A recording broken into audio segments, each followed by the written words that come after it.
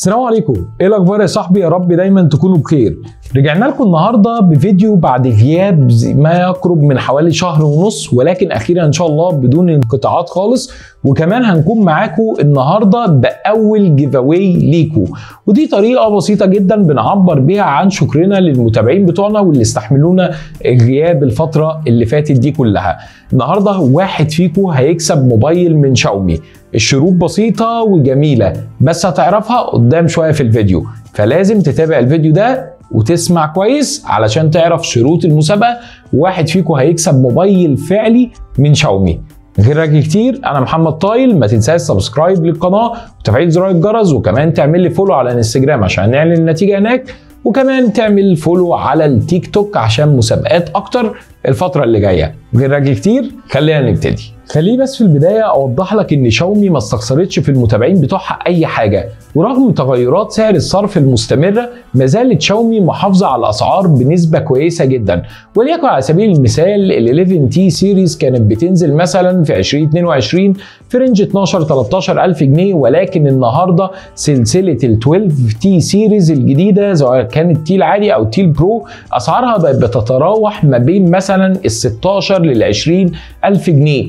تخيل اللي انت بتعمل زيادات مثلا لا تزيد عن 4000 جنيه خلال سنه، سعر الصرف فيها قاعد يزيد بمقدار كبير جدا زي الصوره اللي قدامكم دي. وكمان لو انت جيت تقيس على نسبه الماركت، لو انت مثلا بتشوف شاومي في الماركت عملت ايه، لا فشاومي عملت كتير جدا في الماركت. زي مثلا ان هي دلوقتي عندها الريت بتاعها كان حوالي 15 37، الريت الجديد بتاعها بقى 27 64، يعني زياده ما يقرب من 80%. ولو انت بتتكلم على البلاك ماركت والحاجات اللي بتتباع كمان من اجهزه شاومي بره الوكيل، انت بتتكلم في الريت القديم كان 15 37 وفي الريت الجديد بقى حوالي 33، يعني زياده ما يقرب من 115%. كل ده خلال السنه اللي سعر الصرف فيها عمال يزيد.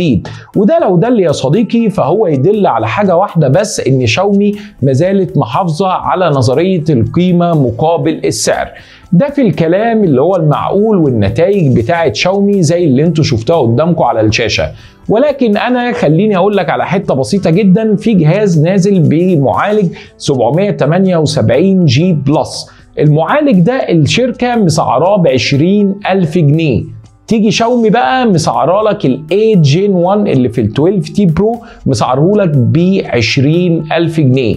فانت لو قدامك الجهازين طبيعي ان انا هختار معالج ال 8 جين 1 من سناب دراجون، المعالج الاعلى والاقوى واللي محطوط في اجهزه بتعدي النهارده ال 35 و40 الف جنيه. فانا فعلا ما زلت مؤمن في 2023 ان شاومي قدرت ان هي تحافظ على نظريه القيمه مقابل السعر. مش معنى كده ان هي ما رفعتش اسعار، لا طبيعي ترفع اسعارها، ولكن ما زالت هي الشركه برضو اللي بتقدم نظريه القيمه مقابل السعر.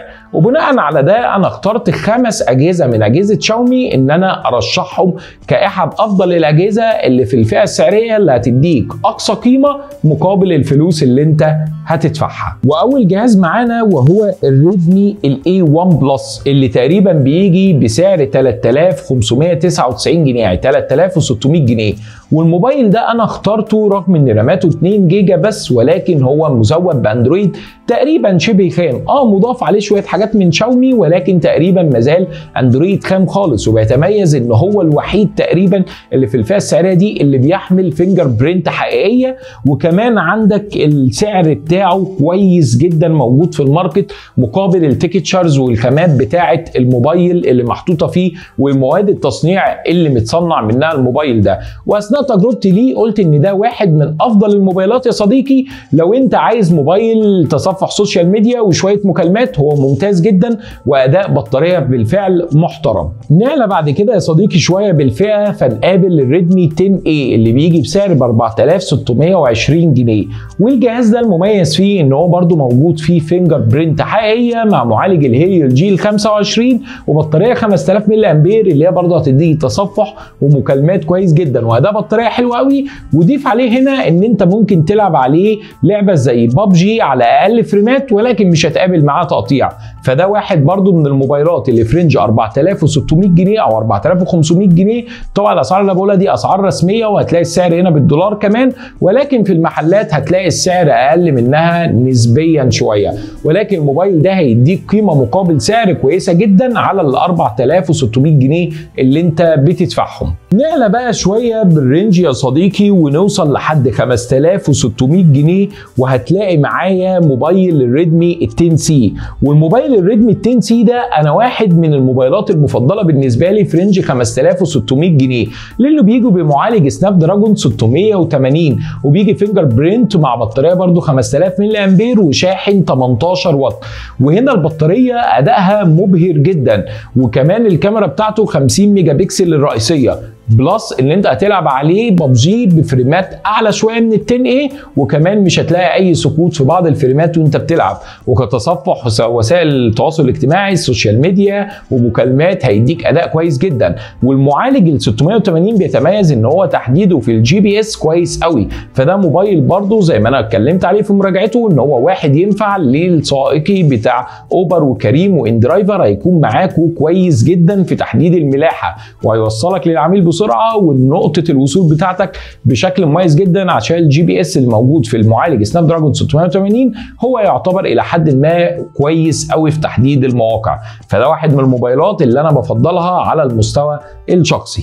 لو انت دلوقتي يا صديقي بقى عايز تلعب ومش معاك الا 7000 جنيه ومش عايز اعلى للفئه اللي هي بتاعت 10000 جنيه، يعني انا عايز العب بس مش عايز ادفع رقم كبير، لو انت معاك 7060 جنيه يعني 7000 جنيه من الاخر هتقدر تشتري بيهم موبايل مميز قوي عند شاومي ومعرفش ليه الناس ناسياه، هو الريدمي 10 2022. والنسخه دي تحديدا بتاعت 2022 بتيجي بمعالج هيليو جي 88 وكمان شاشتها 90 هرتز، يعني هتلعب عليه العاب ببجي على معدلات فريمات عاليه جدا وبدون اي سقوط ولا اي مشاكل، خاصه ان المعالج اللي جواه الهيليو جي 88 هو معالج مخصص للالعاب، بالاضافه ان هو بيكون معاه كاميرا 50 ميجا بكسل مع المعالجه بتاعه الهيليو جي 88، فبيطلع لي صور كويسه قوي ينفع استخدمها على وسائل التواصل الاجتماعي. وانا بصراحه شايف الجهاز ده كقيمه مقابل سعر عاليه جدا. فانت لو النهارده محتاج تلعب ومش معاك الا 7000 جنيه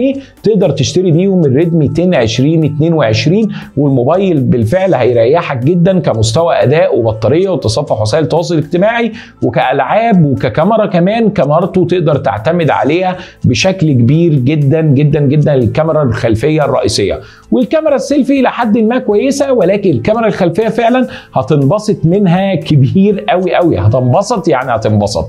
فده واحد من الموبايلات اللي لازم تكون حاططها في اعتبارك لو انت بتشتري موبايل في فئه سعريه 7000 جنيه. طيب واحد يجي يقول لي انت عمال ترشح سلسله الريدمي، يعني انا ماليش نصيب لو معايا تحت ال 8000 جنيه ان انا اشيل موبايل من فئه النوت؟ هقول لك لا استنى يا صاحبي، فئه النوت برضو موجوده معانا، تقدر تشيل ب 7970 جنيه، يعني تقريبا ما يقرب من 8000 جنيه تقدر تشيل بيهم ريدمي نوت 11، وهتاخد ثلاث مميزات حلوه جدا: الشاشه 90 هرتز ومعالج السناب دراجون 680، وهتاخد الكاميرا ال 50 ميجا بكسل المميزه قوي مع سلسله النوت. والجهاز ده عايز اقول لك واحد من الاجهزه اللي انا شخصيا حبيتها قوي واداني قيمه مقابل سعر، وكمان مع الشاشه 90 هرتز مع معالج السناب دراجون 680 هتلعب بيه بشكل كويس قوي. ولكن هو موبايل متكامل اكتر، يعني هتلاقي الكاميرا بتاعته اعلى من الريدمي 10 2022 شويه علشان دقه الكاميرا هنا. ما انت تقول لي 50 ميجا بكسل، اقول لك بس المستشعر المستخدم هنا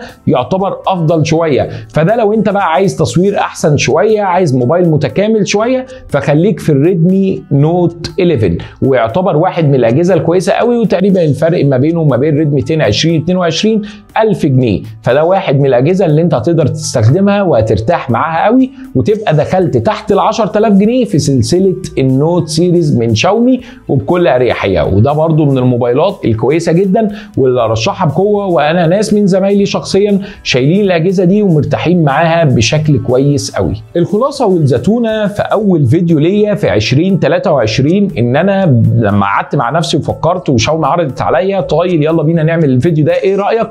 قلت لهم سيبوني الاول ادرس اسعاركم في السوق.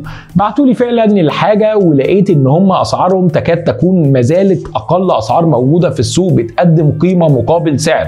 ففعلا الخمس موبايلات اللي انا قلتهم، اذا كان الريدمي 10A او ال 10C او الريدمي 10 2022 او حتى الريدمي الاي 1 بلس او الريدمي نوت 11، دول من اقوى الخمس موبايلات في الفئات السعريه من اول 3500 جنيه لحد 8000 جنيه تقدر تشيلهم من عند شاومي.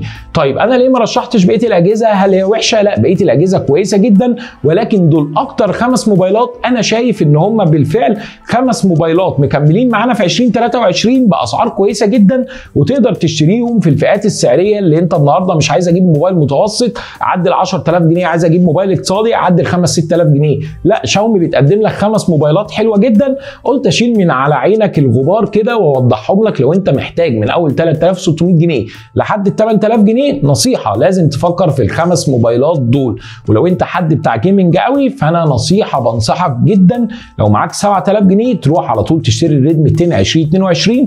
ولو انت عايز موبايل متكامل اكتر، روح اشتري الريدمي نوت 11 ب 8000 جنيه، توليفه كويسه جدا. ما حدش بقى اسمع في الكومنتات الاسعار دي مش بتاعت زمان، ما هو طبيعي سعر الصرف بيتغير، ولكن شاومي قدرت تحافظ بقدر الامكان على احسن سعر مقابل القيمه اللي هي هتديها لك، لان سعر الصرف بيتغير، اسعار الجمارك بتتغير، مشكله الاستيراد لسه موجوده، ولكن شاومي ما زالت بتقدر تدينا قيمه مقابل سعر كويسه جدا. طيب الحاجه الثانيه، ازاي تكسب معايا الموبايل من شاومي؟ كل اللي انت عليك بس تعمل لايك للفيديو ده وتكتب لي تحت كومنت يعني ايه رايك في مستوى الاجهزه دول. لو انت معاك تشتري واحد من الخمس اجهزه دول، انهي جهاز اللي هتشتريه؟ وهتنزل هتلاقيني سايب لك لينك كده في الوصف تحت، هتدخل عليه وتجاوب على شويه الاسئله دول وتقول لي انهي موبايل من موبايلات شاومي اللي انت استخدمته وكان معاك بشكل كويس جدا. والفورم دي لما تملاها هيوصل لك باسمك ورقم تليفونك، وهختار اختيار عشوائي منكم بعد حوالي 20 يوم من نزول الفيديو ده. بعد 20 يوم هبدا اختار واحد من الناس اللي هم مالوا الفورم وفي نفس الوقت معلقين على الفيديو وعاملين لايك للفيديو ده، وهختاركم، واللي هم طبعا متابعيني على وسائل التواصل الاجتماعي المختلفه اللي هتلاقوا برده كل لينكاتها في صندوق الوصف تحت. هختار واحد منكم يكسب. طب المسابقه دي هعلن عليها فين؟ هعلن عليها في الستوري في انستجرام، فلازم تكون متابعني على انستجرام بشكل كويس جدا، وعلى التيك توك وعلى الفيسبوك بيج، واكيد تعمل سبسكرايب للقناه وتفعل زرار الجرس عشان ما يفوتكش اي مسابقه تانية نعملها بالتعاون مع شاومي. شكرا شاومي على الهديه الجميله قوي دي اللي احنا هنقدم فيها موبايل شاومي لحد من الناس اللي معاها موبايل شاومي او اللي اتعاملت مع موبايل شاومي، وتقدر ان هي تقول لنا مميزاته وعيوبه وخلال استخدامها ده قعد معاها قد ايه. ما تنساش تملى الفورم اللينك اللي تحت ده، وكمان ان انت تكتب كومنت اسفل الفيديو لو انت معاك فلوس تشتري واحد من الموبايلات الخمسه اللي انا اتكلمت عليهم، هيكون اختيارك ايه. بس كده، ده كان فيديو النهارده، وفيديو جديد نبتدي بيه 2023، فيديو لايت وخفيف، وان شاء الله مش هنوقف فيديوهات تانية خالص. كان معكم محمد طايل، اشوفكم ان شاء الله على خير. سلام يا صاحبي.